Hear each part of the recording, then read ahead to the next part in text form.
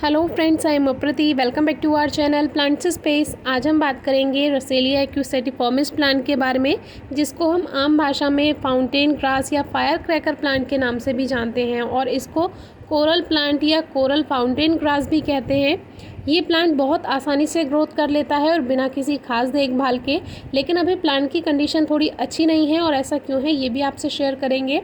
अभी प्लांट का flowering season start हो चुका है, क्योंकि समर में और रेनी सीज़न में ये अच्छे फ्लावर्स देता है और जब विंटर आता है तब इसके फ्लावर्स थोड़े कम हो जाते हैं, लेकिन एक या दो फ्लावर्स ये हमेशा ही देता रहता है। इसीलिए इसको आप ऐसा कह सकते हैं कि ये पूरे साल हमें फूल देता रहता है।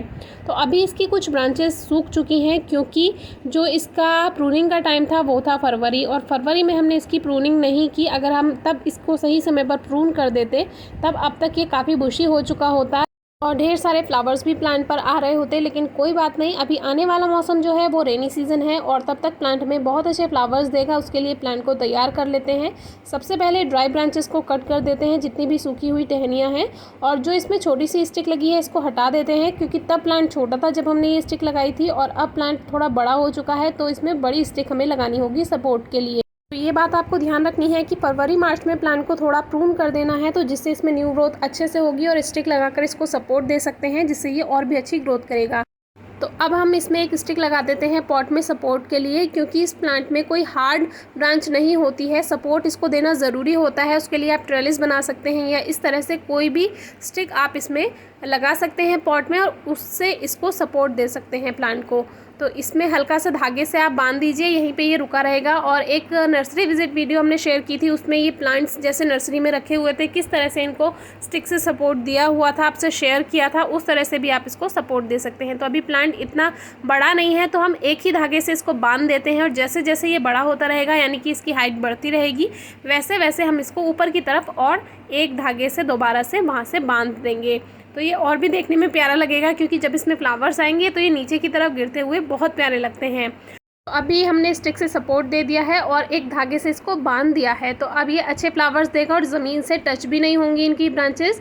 तो यहाँ से हमने एक बार इसको बांधा है, आगे जब ये ग्रोथ कर लेगा तो एक बार और अगर हमें ज़रूरत पड़ेगी तो इसको यहाँ से एक बार और से बांध देंगे। बहुत टाइटली आपको नहीं बांधना है, थोड़ा सॉफ्ट ही रखिएगा। बहुत ज़्यादा अगर प्लांट को टाइट बांधते हैं तो उसकी ग्रोथ में रुकावट आ सकती है।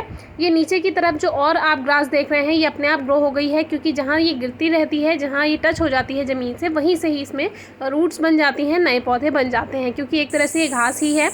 पीछे आपको जो आवाज़ आ रही है ये झींगुर की आवाज़ है, जिसको इंग्लिश में क्रिकेट कहते हैं। एक तरह का इंसेक्ट होता है। जैसे ही सूरज छुपता है, यानी दिन ढलता है, रात होती है, ये झींगुर ज़ोर ज़ोर से बोलने लगते हैं, क्योंकि बाहर काफ़ी सारे पेड़ लगे हुए हैं, उसी में ये रहते हैं। तो फिर से आते हैं अपने टॉपिक पर। तो जो इसके फ्लावर्स हैं अभी इतने सारे नहीं खिले हुए हैं, फिर भी ये सुंदर लग रहे हैं, लेकिन जब ये एक साथ बहुत सारे फ्लावर्स खिलते हैं जो कि आगे खिलेंगे, इस पे कलियां आ रही हैं छोटी छोटी ग्रीन कलर की, जो आप देख रहे हैं ये कलियां ही है सारी। तो जब एक साथ इसमें फ्लावरिंग होगी तो आपसे शेयर करेंगे। इस प्लांट के लिए बिल्कुल देखभाल नहीं करनी होती है, ना ही कोई फर्टिलाइज़र देना होता है और ना ही कोई खास देखभाल। बस टाइम से हल्का सा पानी दे दीजिए दिन में एक बार, और इसको सनलाइट अच्छी मिलनी चाहिए, यानी कि अगर आप 2 से 3 घंटे की धूप दे देंगे तो भी प्लांट अच्छी ग्रोथ करेगा। ये हैंगिंग बास्केट में भी आप ग्रो कर सकते हैं, क्योंकि ये जब नीचे की तरफ इसकी जो टहनियाँ हैं वो गिरती हैं, उसमें फूल आते हैं, तो ये और भी प्यारा लगता है। तो कलियाँ काफ़ी सारी आई हुई हैं, आगे बहुत सारे फ्लावर्स हमें प्लांट पे मिलेंगे और इसको प्रोपेगेट करना बहुत आसान है। आप कटिंग से बहुत आसानी से इसको ग्रो कर सकते हैं। इसके पास में एक पॉट रखा हुआ था जो कि कनेर का था, पिंक कनेर का, जो कि हमने कटिंग से ग्रो किया था। तो उसमें ये जो टहनियाँ थी ज़मीन पे ना लगे, इसीलिए हमने इस पॉट के ऊपर रख दी थी जब ये पास में रखा हुआ था। तो वहीं से ही देखिए कितने सारे प्लांट्स बन गए हैं। तो जहाँ से भी ये टच हो जाता है ज़मीन में, वहीं से ही इसमें रूट्स बन जाती हैं और नए पौधे तैयार हो जाते हैं। इस तरह से ये मल्टीप्लाई होता रहता है। तो धूप, पानी और फर्टिलाइज़र हमने बता ही दिया है, और इसकी रूट्स भी दिखा देते हैं कि देखिए इस तरह से जैसे घास होती है, बिल्कुल ऐसे ही ये प्लांट अपने आप तैयार हो जाते हैं। इस तरह से आप काफ़ी सारे फ्लावर्स बना सकते हैं। इस प्लांट को आप 6 इंचेस से लेकर 12 इंचेस के पॉट में ग्रो कर सकते हैं और टाइम टू टाइम प्रून करते रहिए। बस एक बात का ध्यान रखिए, जब फ्लावर्स आ रहे हो तब इसकी प्रूनिंग बिल्कुल ना करें, क्योंकि वो फ्लावर सीज़न होता है, तो फिर आपको फ्लावर्स टाइम से नहीं मिलेंगे। और भी कोई क्वेरी है तो आप ज़रूर पूछिए, और वीडियो कैसी लगी है ज़रूर बताइए। Thank you.